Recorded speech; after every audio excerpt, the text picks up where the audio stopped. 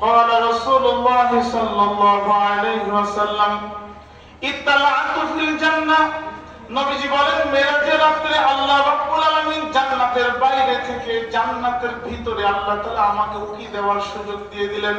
ইত্তালা শব্দের অর্থ হলো বাইরে থেকে ভিতর দেখা। কারণ এক ব্যক্তি যখন জান্নাতে প্রবেশ করবে কোনদিন সে জান্নাত থেকে বের হবে না। এই জন্য নবীজিকে আল্লাহ তাআলা মেরাজের রাতে জান্নাতের ভিতরে ঢুকান নাই, শুধুমাত্র বাইরে থেকে নবীজিকে দেখতে দিয়েছেন। দেখেন জান্নাতের মধ্যে কারা কারা আছে।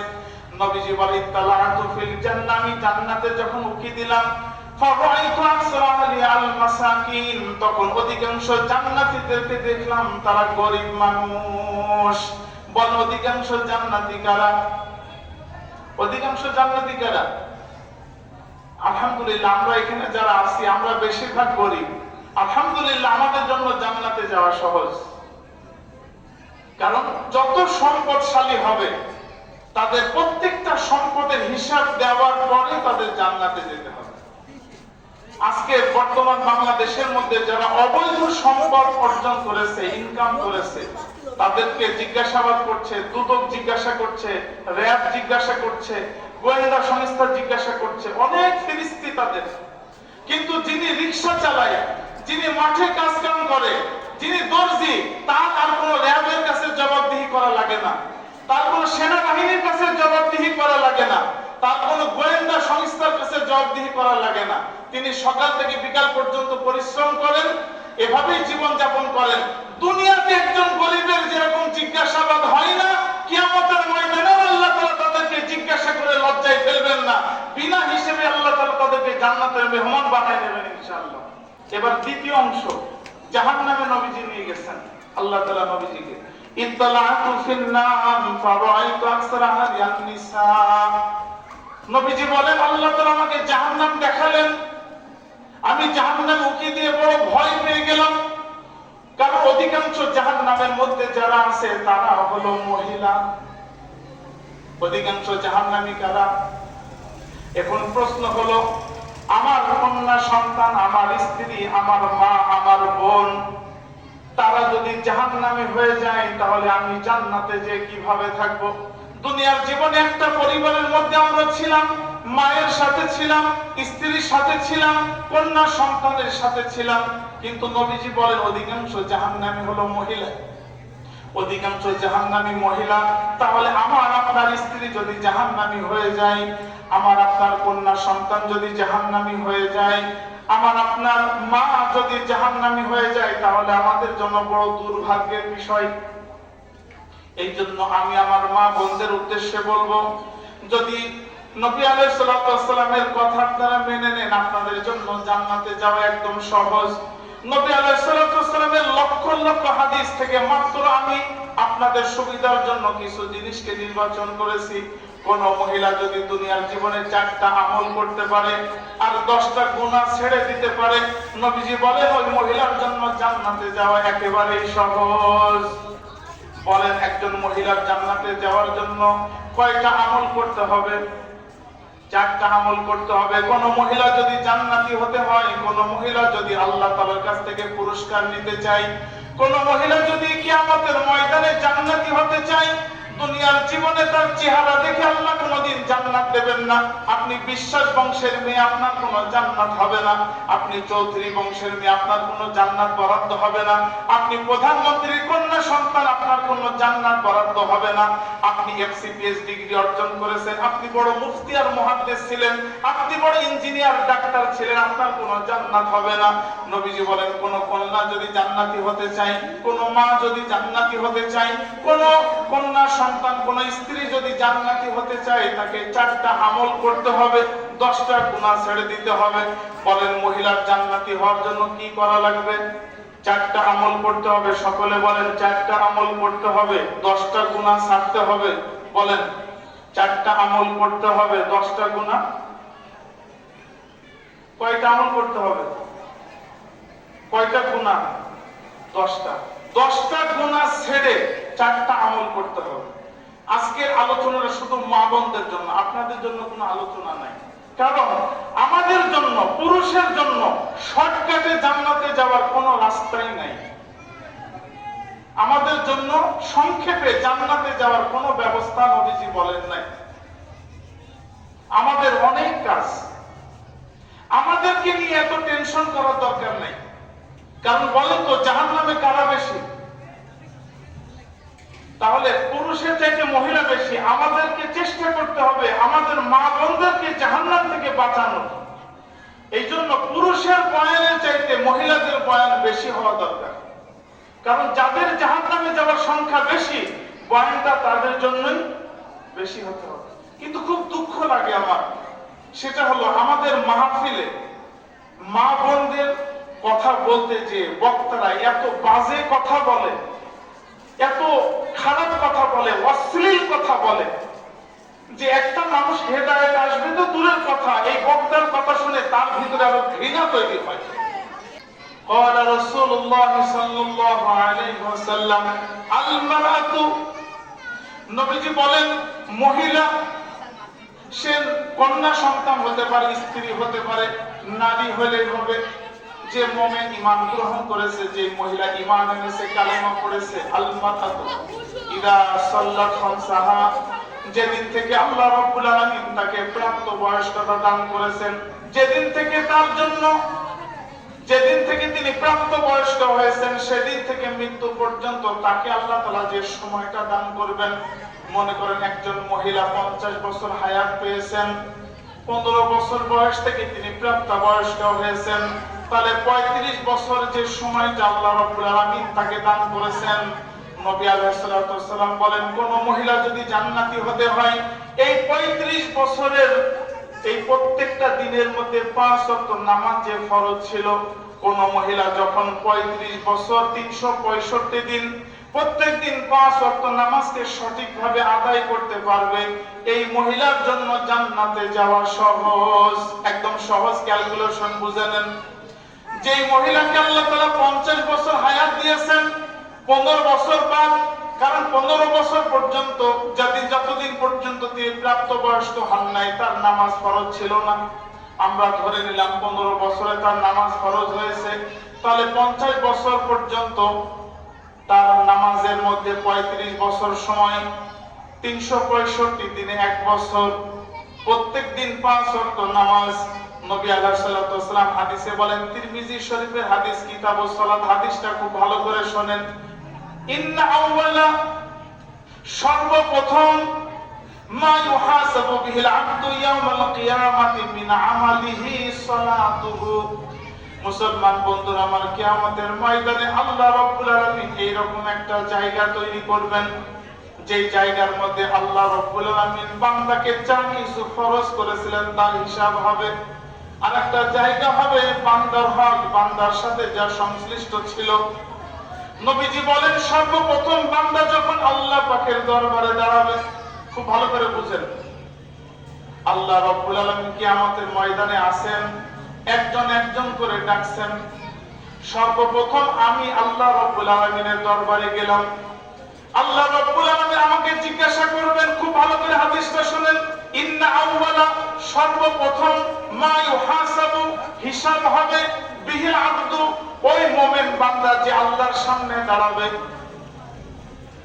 ইয়াউমাল কিয়ামাতি, কিয়ামতের ময়দানে, মিন আমালিহি, তার জীবনে যত কোটি কোটি আমল আছে সমস্ত আমলের মধ্য থেকে আল্লাহ তাআলা সর্বপ্রথম তোমাকে জিজ্ঞাসা করবেন, আল্লাহ তাআলা আমাকে জিজ্ঞাসা করবেন, তোমার বয়স হয়েছিল 50 বছর, 15 বছর বয়স থেকে তুমি বালেগ হয়েছিলে, 35 বছর তুমি হায়াত পেয়েছো, 35 বছর তোমার নামাজ ফরজ ছিল, 365 দিনের 5 ওয়াক্ত নামাজ, এই 365 দিন 5 দিয়ে গুণ করেন, এরপরে যেটা হবে 35 দিয়ে গুণ করেন, এই পরিমাণ নামাজ যে তোমার উপরে ফরজ ছিল, তুমি আমার আল্লাহ তাআলার কাছে তোমার জীবনের নামাজের হিসাবটা মিলিয়ে দাও। খুব ভালো করে বুঝেন, আল্লাহ রাব্বুল আলামিন প্রথম বলবেন আমার নামাজের হিসাবটা মিলিয়ে দাও, সেখানে হিসাব মিলানোর কথা আছে, খুব ভালো করে বুঝেন। তাহলে আমাদের মধ্যে এমন অনেক ভাইরা আছেন, এমন অনেক মা আছেন, হয় জোহর পড়েন আসর পড়েন না, আসর পড়েন মাগরিব পড়েন না, অথবা 2 ওয়াক্ত পড়েন নাই 3 ওয়াক্ত পড়েন। আমি আপনাকে জিজ্ঞাসা করি, যিনি 5 ওয়াক্ত নামাজ বালেগ হওয়ার পর থেকে পর্যন্ত পড়েননি, কিয়ামতের ময়দানে কোনদিন তার হিসাব মিলবে কিনা? কোনদিন মিলবে? যদি না মেলে, যতদিন পর্যন্ত মিলাতে পারবেন না ততদিন পর্যন্ত আপনি জান্নাতে যেতে পারবেন না। তাহলে এখন আপনি চিন্তা করেন যে আপনি নামাজ ছাড়বেন না আদায় করবেন। আজকে আমাদের মা বোনেরা অধিকাংশ জাহান্নামে যাওয়ার একটা কারণ হলো তারা নামাজকে সঠিকভাবে আদায় করে না, অথচ জান্নাতে যেতে গেলেই তাকে নামাজ হিসাব করে আদায় করতে হবে। একটা কম হলেও হবে না। আপনার 35 বছর 40 বছরের 5 ওয়াক্ত নামাজের যত লক্ষ কোটি হিসাব আছে সম্পূর্ণ হিসাব মিলিয়েই আপনাকে জান্নাতে যেতে হবে। এক্ষেত্রে আপনার হিসাব মিলানো সহজের জন্য নবী আলাইহিস সালাম এবং আল্লাহ রাব্বুল আলামিন আমাদেরকে 3টা জিনিসকে খেয়াল রেখে নামাজ পড়তে বলেছেন। এই হাদিসটা আপনারা এবং আয়াতটা ভালো করে শুনবেন। তাহলে আমাদের জীবনের যত হায়াত, আপনারা যারা নামাজ পড়েননি এই হিসাব আপনারা কি করে মিলাবেন? আমার তো বুঝে আসতেছে না। আপনারা যে বিগত 1 বছর 2 বছর 5 বছর নামাজ পড়েননি এই হিসাব মিলবে কি করে? কারণ গতকালকের জোহরের নামাজ আর কোনদিন আসবে? এই হিসাব মিলবে কি করে? কিভাবে মিলবে বলেন? আপনি আমাকে পথ বলেন। নবী আলাইহিস সালাম একটা পথ বলে দিয়েছেন, মান নাসিয়া সালাতান আও নামা আনহা লা কাফারাতা লাহা ইল্লা হিয়া। আবু দাউদের মধ্যে নবীজি বলেন হাদিস, যে কোন ব্যক্তি যদি অলসতা করে ঘুমিয়ে গাফলতির মধ্যে তার নামাজকে নষ্ট করে দেয়, তার কোনোভাবেই তওবা হবে না। তার একমাত্র তওবা হলো যে নামাজগুলি সে নষ্ট করেছে ওই নামাজগুলি নতুন করে পিছনের নামাজগুলি সে ক্ষতিপূরণ করা শুরু করবে। তাহলে নবীজি আমাদের একটা সুযোগ করে দিয়েছেন, আপনি যে নামাজগুলি নষ্ট করেছেন আপনাকে আল্লাহ তাআলা এখনো সুযোগ দিয়েছেন, আমাকে সুযোগ দিয়েছেন। 5 ওয়াক্ত ফরজ নামাজের সাথে আমরা 5 ওয়াক্ত নামাজ যদি পূর্বের নামাজটা যোগ করি তাহলে আমার নতুন নামাজও আদায় হচ্ছে, পূর্বের কাজা নামাজটা আদায় হচ্ছে। এরকম যদি 10 বছর সুযোগ পাই আমার পূর্বের নামাজ থাকবে না, সব আদায় হয়ে যাবে। তাহলে আমার যদি নামাজ আদায় হয়ে যায় আমার হিসাব মিলবে কি মিলবে না? বলেন তো, মিলবে কি মিলবে না? মিলবে। এরপরে আমি আল্লাহ তাআলাকে বলতে পারবো যে আল্লাহ আমি তো সঠিক সময় পড়তে পারিনি, আপনি আমাকে মাফ করে দেন। হিসাব মিলে গেলে আমি আল্লাহ তাআলার কাছে আমি অনুনয় বিনয় করতে পারবো। কিন্তু যদি আমার হিসাবই না মেলে তাহলে ওই ফাঁকা জায়গা কিভাবে পূরণ হবে? এই জন্য নবীজি বলেন, ও মহিলা তুমি জান্নাতি হতে চাও, তোমাকে আজকের থেকে মৃত্যু পর্যন্ত 5 ওয়াক্ত নামাজ যে কোনো অবস্থাতেই পড়তে হবে। তবে 3টা জিনিস খেয়াল রাখেন, নামাজের সাথে 3টা জিনিস খেয়াল রাখতে হবে। 1 নম্বর, মুসলমান বলতে আমার আল্লাহ তাআলা বলেন, ইন্নাস সালাতা কানাত আলাল মুমিনিনা কিতাবাম মাওকুতা। আল্লাহ রাব্বুল আলামিন বলেন প্রত্যেকটা মুমিন মুসলমানের জন্য আল্লাহ তাআলা নির্ধারিত সময়ের মধ্যে নামাজকে ফরজ করে দিয়েছেন। এই জন্য আপনি ইচ্ছা করলেই আপনার মন মতো নামাজ পড়তে পারবেন না, আপনাকে ওয়াক্তের মধ্যে নামাজ পড়তে হবে। জোহরের নামাজ জোহরেই পড়তে হবে, আসরের নামাজ আসরেই পড়তে হবে, মাগরিবের নামাজ মাগরিবেই পড়তে হবে। দুনিয়ার জীবনে আপনি যতদিন পর্যন্ত হায়াত থাকবে যতই সাংসারিক কাজ থাকুক না কেন আল্লাহ রাব্বুল আলামিন বলেন আমি ওয়াক্তের মধ্যে নামাজ আদায় করাকে ফরজ করে দিয়েছি। আপনার স্বামী যতই পাষাণ হোক না কেন, আপনার রান্না করতে যতই দেরি হোক না কেন, আপনার বাজার করতে যতই দেরি হোক না কেন, আল্লাহর হুকুম আগে পালন করতে হবে। জোহরের ওয়াক্ত হলে জোহরের নামাজ পড়ে নেবেন, আসরের ওয়াক্ত হলে আসরের নামাজ পড়ে নেবেন। আপনার স্বামী যতই নাখোশ হোক, আপনার স্বামী যতই গালমন্দ করুক, আপনার পরিবার যতই নাখোশ হোক না কেন, তাদের কোনো বদদুয়া আপনার উপরে প্রয়োগ হবে না। আপনি যদি আল্লাহ তাআলাকে খুশি করতে পারেন, অন্য মানুষের খুশি না হলেও কোনো যায় আসে না। আল্লাহ রাব্বুল আলামিন বলেন শোনো 5 ওয়াক্ত নামাজকে সময়ের মধ্যেই পড়তে হবে, এটা 1 নম্বর। 2 নম্বর আল্লাহ রাব্বুল আলামিন সূরা মুমিনুনের মধ্যে বলেন ওয়াল্লাযীনা হুম লিসালাতিহিম ইউহাফিযুন। আবার অন্য আয়াতের মধ্যে আল্লাহ তাআলা বলেন হাফিযু আলাস সালাওয়াতি ওয়াস সালাতিল উসতা ওয়া কুমু লিল্লাহি কানিতিন। الدين আল্লাহ তাআলা বলেন তোমাকে যেদিন থেকে তুমি নামাজ শুরু করবে সেই দিন থেকে মৃত্যু পর্যন্ত তোমাকে ধারাবাহিকভাবে নামাজ পড়তে হবে। যোহর পড়লে আসর পড়লে না, আসর পড়লে মাগরিব পড়লে না, এরকম হবে না। দ্বিতীয় নম্বর হলো যেদিন থেকে আপনার নামাজ ফরজ সেই দিন থেকে মৃত্যু পর্যন্ত কোন নামাজ আপনি বাদ দিতে পারবেন না। একজন মহিলার শারীরিক অসুস্থতা যে কয়দিন থাকবে শুধু ওই কয়দিন মাপ, এর বাদ বাকি যতদিন পর্যন্ত তিনি সুস্থ থাকবেন ততদিন পর্যন্ত কোনদিন তিনি নামাজ বাদ দিতে পারবেন না। তাহলে এক নম্বর শর্ত হলো সময়ের নামাজ সময়ের মধ্যে পড়তে হবে। দ্বিতীয় নম্বর শর্ত হলো প্রত্যেকদিন 5 ওয়াক্ত নামাজ গুনে গুনে পড়তে হবে। তৃতীয় নম্বর শর্ত হলো আল্লাহ রাব্বুল আলামিন বলেন তুমি যখন নামাজ আদায় করবে নামাজের ফরজ সঠিকভাবে আদায় করতে হবে, নামাজের সুন্নাত সঠিকভাবে আদায় করতে হবে, নামাজের ওয়াজিব সঠিকভাবে আদায় করতে হবে। এই জন্য একজন মহিলার জন্য জ্ঞান শিক্ষা করা ফরজ, যে কতটুকু নামাজের মধ্যে একজন মহিলার সতর ঢাকা ফরজ, নামাজে কোরআন শরীফ পড়া ফরজ, নামাজের মধ্যে রুকু সিজদা করা ফরজ। একজন মহিলা যখন নামাজে দাঁড়াবে এই মহিলার শরীর কতটুকু খোলা রাখতে পারবে, কতটুকু ঢাকতে হবে এই জ্ঞান অর্জন করা ফরজ। পৃথিবীর কোন ইউনিভার্সিটির মধ্যে, কোন স্কুল কলেজের মধ্যে, পৃথিবীর কোন শিক্ষা প্রতিষ্ঠানের মধ্যে একজন মহিলা নামাজে দাঁড়ালে কতটুকু ঢেকে রাখতে হয় কোন স্কুলে শিক্ষা গ্রহণ করায় না, কোন ইউনিভার্সিটির মধ্যে শিক্ষা দেয় না, কোন স্কুল কলেজের মধ্যে শিক্ষা দেয় না। অথচ ওই মহিলার জন্য, আপনার কন্যা সন্তানের জন্য, আপনার স্ত্রীর জন্য, আপনার মায়ের জন্য নামাজে দাঁড়ানো অবস্থায় কতটুকু শরীর ঢাকা ফরজ এটা জানা ফরজ ছিল। এটা আপনি কোথায় শিখবেন? এটা দুই ভাবে শিক্ষা গ্রহণ করা যেতে পারে। এক নম্বর পদ্ধতি হলো ছোট্টবেলায় নুরানিতে ক্লাস শিশু থেকে যদি ক্লাস 3 পর্যন্ত আপনি পড়ান, আপনার বাচ্চাকে যদি পড়ান তাহলে নুরানি মাদ্রাসার মধ্যে বাচ্চা শিখতে পারবে যে কিভাবে নামাজে দাঁড়াতে হয়, কিভাবে পোশাক পরতে হয়, কতটুকু খোলা রাখতে হয়, কতটুকু ঢেকে রাখতে হয়, কতটুকু কিভাবে কেরাত পড়তে হয়, সূরা ফাতিহা কিভাবে পড়তে হবে। ক্লাস শিশু থেকে ক্লাস 3 পর্যন্ত যদি আপনার কন্যা সন্তানকে আপনি পড়ান তাহলে সে শিখতে পারবে। এটা হচ্ছে এক নম্বর পদ্ধতি। দ্বিতীয় নম্বর পদ্ধতি হলো এলাকার মধ্যে যদি কোনো মহিলাদের এরকম ইজতেমা হয়, মহিলাদের যদি কোনো তালিমের ব্যবস্থা হয়, একজন বিজ্ঞ আলেম এসে যদি তাদেরকে দ্বীনি শিক্ষা দান করেন, এলাকার মসজিদের ইমাম হতে পারে, এলাকার কোনো মাদ্রাসার শিক্ষক হতে পারে।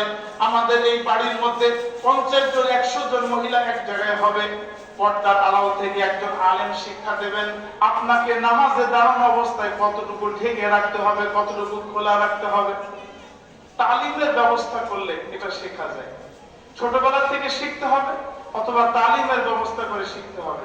অথবা আরেকটা পদ্ধতি, মসজিদে ইমাম সাহেব পুরুষদেরকে শিখাবেন আর পুরুষরা বাড়িতে যে আমাদের মা বোনদেরকে শিখাবেন। আমাদের সমাজ ব্যবস্থার মধ্যে কোনটা আছে বলেন আপনি? কোনটা আছে?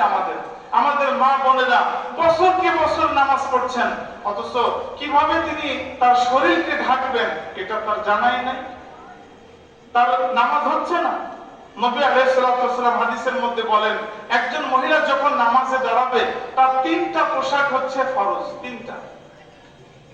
একটা হচ্ছে দিরউন, কামিজ, অর্থাৎ গলা থেকে পা পর্যন্ত সম্পূর্ণ ঢেকে যাবে, যেটাকে ম্যাক্সি বলে। ম্যাক্সি। দিরউন, শরীরের কোনো জায়গা ফাঁকা থাকবে না। তাহলে যেই মহিলা শাড়ি পরে নামাজ পড়েন তার শরীরের কোনো না কোনো অংশ বের হয়ে থাকতে পারে, পিঠের অংশ, পেটের অংশ, বুকের অংশ, গলার অংশ, পিঠের অংশ বের হয়ে থাকতে পারেন। যদি 3 তাসবিহ পরিমাণ বের হয়ে থাকে আপনার তো নামাজ নষ্ট, আপনার নামাজই হবে না। তাহলে এই জ্ঞান অর্জন করা এটা ফরজ ছিল। দ্বিতীয় নম্বর হলো খিমারুন, অর্থাৎ আপনার মাথার চুল সম্পূর্ণ ঢেকে কান বাইরে রেখে অথবা কান সহ এই যে কপাল থেকে শুরু করে কান থেকে শুরু করে থুতনি এর পর্যন্ত এর বাইরে যা সবগুলো ঢেকে রাখা ফরজ। কোন মহিলা যদি চুল বের হয়, চুল উঠতে থাকে, আপনি একটা ওড়না পরে নামাজ পড়লেন, চুল বের হলো, উঠতে থাকলো, আপনার ফরজ তরফ হলো আপনার নামাজ ভাঙে যাবে, নামাজ হবে না, বাতিল, নামাজই হবে না। তাহলে আপনাকে কাপড় এমন ভাবে তৈরি করতে হবে শুধু কপালের নিচ থেকে থুতনির উপর পর্যন্ত খোলা থাকবে। যদি আপনি অর্জন না করেন তাহলে তো আপনার নামাজই হবে না। এরপরে আপনি বুকের উপরে একটা ওড়না দিতে পারেন। যদি অন্ধকার ঘরে একাকী ঘরে নামাজ পড়েন ওড়না না দিলেও সমস্যা নেই, কারণ হেজাব যেটা পড়বেন এটা বুক পর্যন্ত ঢেকে যাবে। কিন্তু এখানে একটা কাপড় দিলে বুকটা ঢেকে গেলে এটা বেশি সুবিধা হয়, এটাকে চাদর বলা হয়। 3টা পোশাক মহিলাদের নামাজের জন্য উত্তম। তাহলে একজন মহিলা যেদিন থেকে প্রাপ্তবয়স্ক হবে মৃত্যু পর্যন্ত 5 ওয়াক্ত নামাজ ফরজ। 3টা জিনিসকে খেয়াল করতে হবে। সময়ের নামাজ সময়ে পড়তে হবে, ধারাবাহিকভাবে নামাজ পড়তে হবে, এবং নামাজের ফরজ কোনটা, সুন্নত কোনটা, ওয়াজিব কোনটা, এটা সঠিকভাবে তাকে আদায় করতে হবে।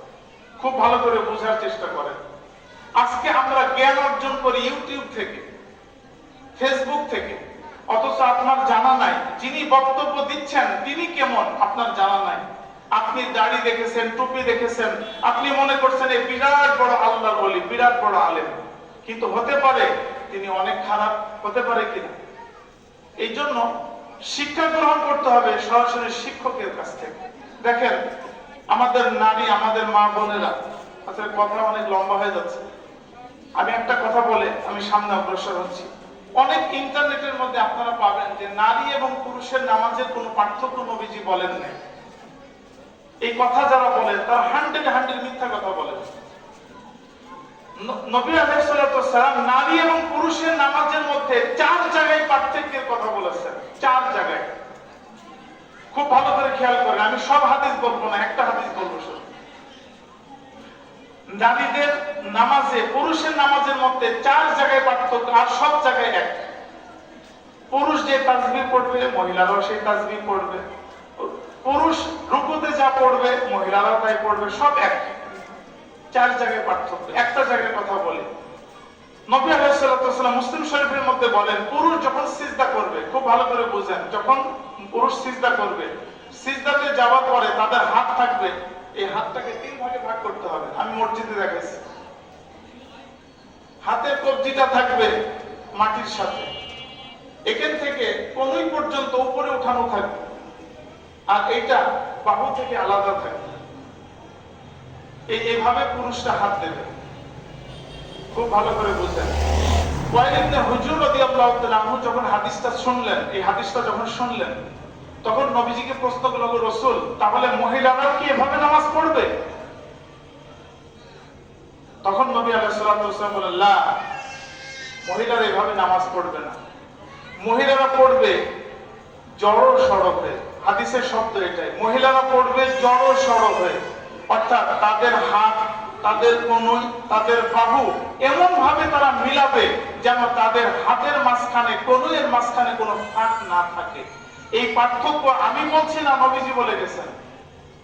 তাহলে যারা বলেন নারী এবং পুরুষের নামাজের কোনো পার্থক্য নাই, তারা তো সঠিকভাবে হাদিস বলছেন না। তাহলে এই শিক্ষা মহিলাদের জন্য ফরজ। সুতরাং একজন মহিলাকে যদি, আরো অনেক কথা আছে আমি এদিকে যাচ্ছি না, একজন মহিলাকে যদি জান্নাতি হতে হয় প্রথম আমল কি? নামাজ। তাহলে আমার মা বোনেরা যারা শুনছেন, আশা করব আজকের থেকে আর কোনোদিন আপনাদের নামাজ মিস হবে না ইনশাআল্লাহ। 1 নম্বর। 2 নম্বর, নবীজি বলেন সামাত শাহওয়াহা, যে মহিলা প্রাপ্তবয়স্ক হওয়ার পরে মৃত্যু পর্যন্ত যতবার মাহে রমজান এসেছে, কোনদিন একমাত্র শারীরিক অসুস্থতা ছাড়া কোনদিন সে রোজা ভঙ্গ করে নাই, বরং রোজাগুলি সঠিকভাবে রেখেছে, এই মহিলার জান্নাতে যাওয়া সহজ। 3 নম্বর গুণ। 3 নম্বর গুণ বল হাফিজাত ফারজাহা, নবীজি বলেন যেদিন থেকে মহিলা প্রাপ্তবয়স্ক হয়েছে সেদিন থেকে মৃত্যু পর্যন্ত ওই মহিলা তার সতীত্বকে হেফাজত করেছে। এই পয়েন্টে খুব ভালো করে আলোচনা শুনেন। আল্লাহ রাব্বুল আলামিন পবিত্র কুরআনুল কারীমের মধ্যে বহু আয়াতের মধ্যে মহিলাদেরকে দিক নির্দেশনা দান করেছেন। খুব ভালো করে বোঝেন, আমার আয়াতগুলো একদম কোটেশন করা, ভালো করে বোঝেন। যেদিন একজন মহিলার বয়স 15 বছর অথবা যেদিন তিনি প্রাপ্তবয়স্ক হবেন, সেদিন থেকে শুরু করে সঙ্গে সঙ্গে মহিলার উপর একটা হুকুম আসলো। সূরা নিসা 23 নম্বর আয়াত লিখে রাখেন। সূরা নিসা 23 নম্বর আয়াত। আল্লাহ রাব্বুল আলামিন আয়াতের মধ্যে 14 জন পুরুষের কথা বলে দিলেন।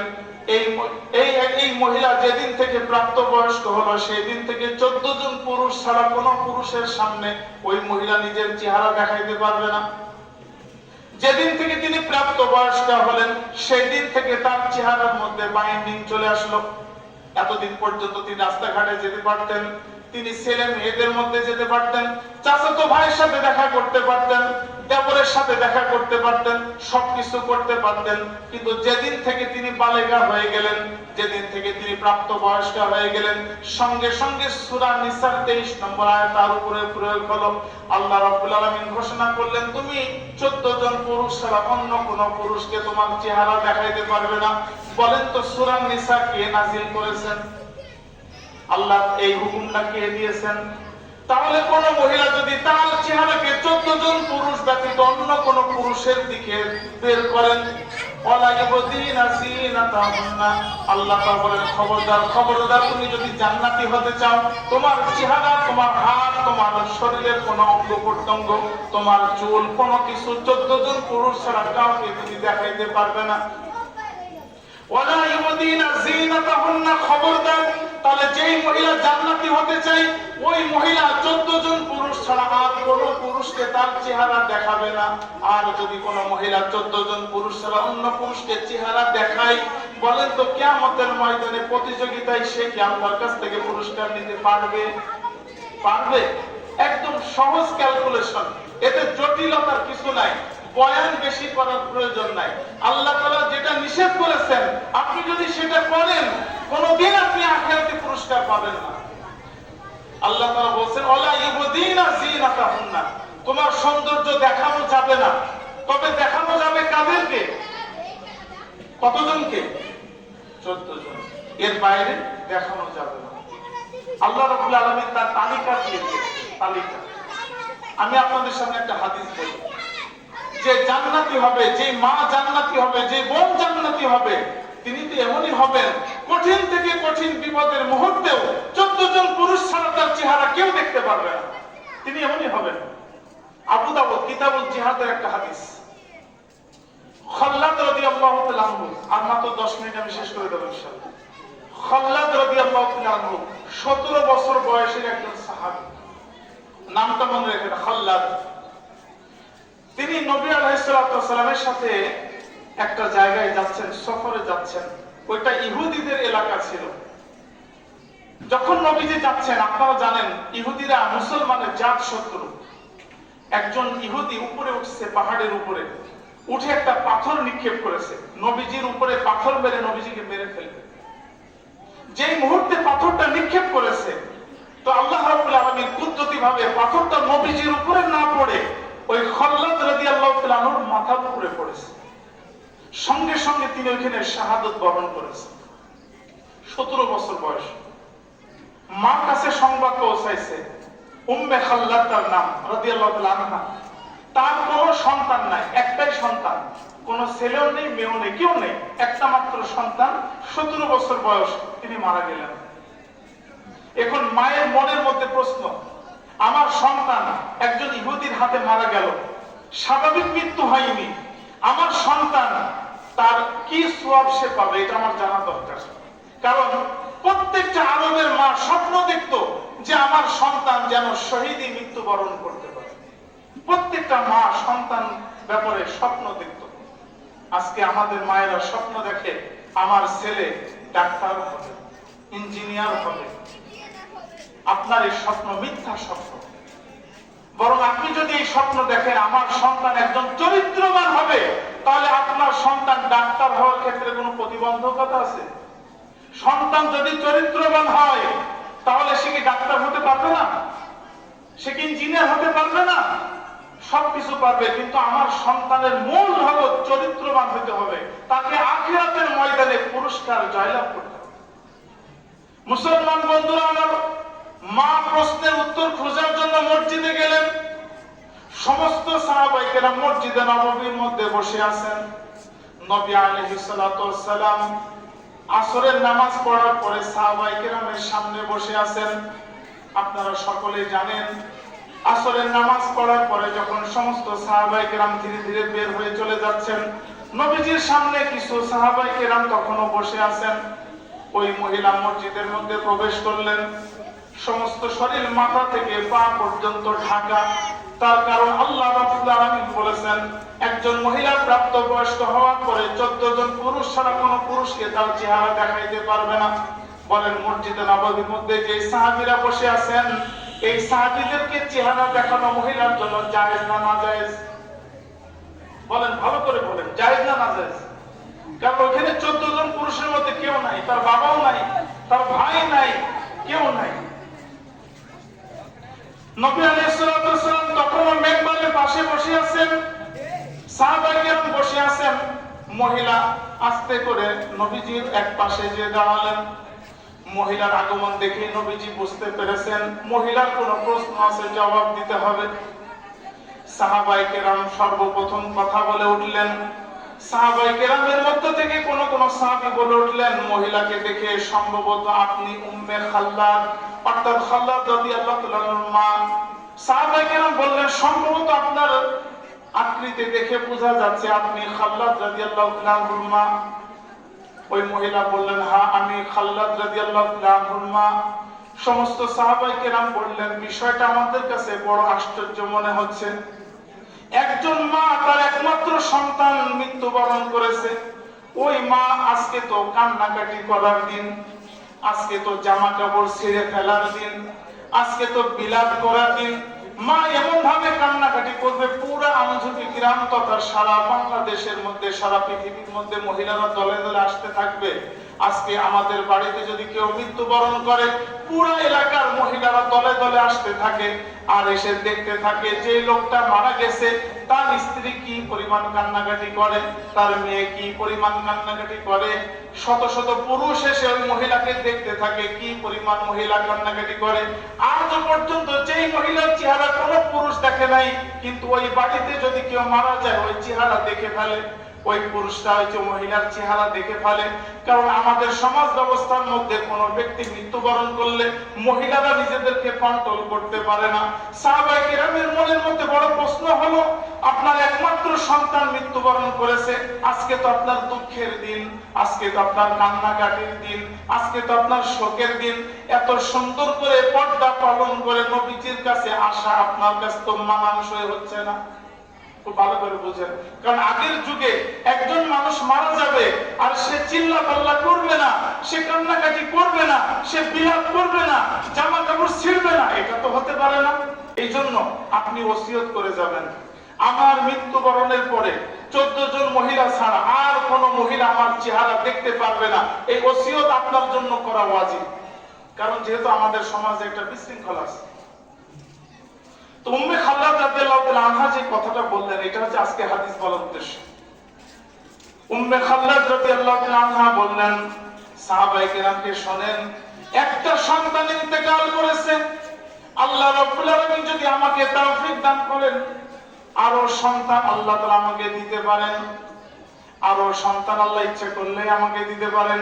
সন্তান চলে গেলে আবার আসতে পারে, কিন্তু আল্লাহর কসম করে বলি, সন্তানের কারণে যেই পুরুষের সাথে আমার চেহারা দেখা জায়েজ নাই, যেই পুরুষরা আমার চেহারা দেখতে পারবে না, তাদের সামনে যদি আমার সন্তানের মৃত্যুবরণের কারণে যদি আমার চেহারা খুলে ফেলি, আমার পর্দাকে যদি শিথিল করি, আল্লাহ রাব্বুল আলামিন এত অসন্তুষ্ট হতে পারেন যে এর ক্ষতি কোনদিন আমি উম্মে খাল্লাদ পূরণ করতে পারবো না।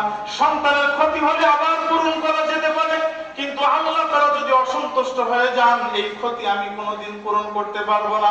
এই জন্য সন্তানের বিয়োগ ব্যথার চাইতে আল্লাহ রাব্বুল আলামিনের সন্তুষ্টির দাম আমার কাছে অনেক বেশি। তো যে মহিলা জান্নাতি হবে তার ঈমান তো এমন হবে, যত কঠিন পরিস্থিতি হোক না কেন 14 জন পুরুষ ছাড়া কোনো পুরুষের সামনে আমার চেহারা খুলবো না, আমার চেহারাকে বের করব না, তাহলেই না আমি জান্নাতে যাওয়ার ক্ষেত্রে অগ্রগামী হব। তাহলে নবীজি বলেন, কোন মহিলার মধ্যে যদি 4টা গুণ পাওয়া যায় তার জন্য জান্নাতে যাওয়া সহজ। সময় মতো 5 ওয়াক্ত নামাজ আদায় করা, দ্বিতীয় নম্বর রমজান মাসে রোজা রাখা, তৃতীয় নম্বর হলো পর্দার বিধানকে প্রাপ্তবয়স্ক থেকে মৃত্যু পর্যন্ত সঠিকভাবে পালন করা। সূরা নিসা 23 নম্বর আয়াত ভালো করে দেখে নেবেন, কাদের সাথে কিভাবে আচরণ করতে হয়। চতুর্থ নম্বর নবীজি বলেন আতাআ যাওজাহা, এই মহিলা যখন কন্যা সন্তান থেকে স্ত্রীতে পরিণত হয়ে গেল, স্ত্রীতে পরিণত হওয়ার পরে ওই মহিলা যতদিন পর্যন্ত তার স্বামী বেঁচে থাকবে ততদিন পর্যন্ত ওই মহিলাকে স্বামী আনুগত্য করতে হবে। আতাআত যাওজাহা, স্বামী যে জিনিসটা হুকুম করবে সেটা যদি বৈধ হয় পালন করতে হবে। স্বামী যদি তাকে ভালোবাসে, মহব্বত করে, স্বামীকে যদি অনুসরণ করতে পারে, এই চারটা গুণ যদি কোনো মহিলা আদায় করতে পারে, নবীজি বলেন ওই মহিলা, তুমি সুসংবাদ শুনে নাও, কিলা লাহা, ওই মহিলাকে বলা হবে মিন আইয়ি আবওয়াবিল জান্নাতি শিতি, তোমার সামনে জান্নাতের দরজা আল্লাহ রাব্বুল আলামিন খুলে দিলেন, তোমার যেই দরজা দিয়ে ইচ্ছা আল্লাহ রাব্বুল আলামিন তোমাকে অনুমতি দিয়েছেন তুমি জান্নাতে ঢুকে পড়ো। সুবহানাল্লাহ।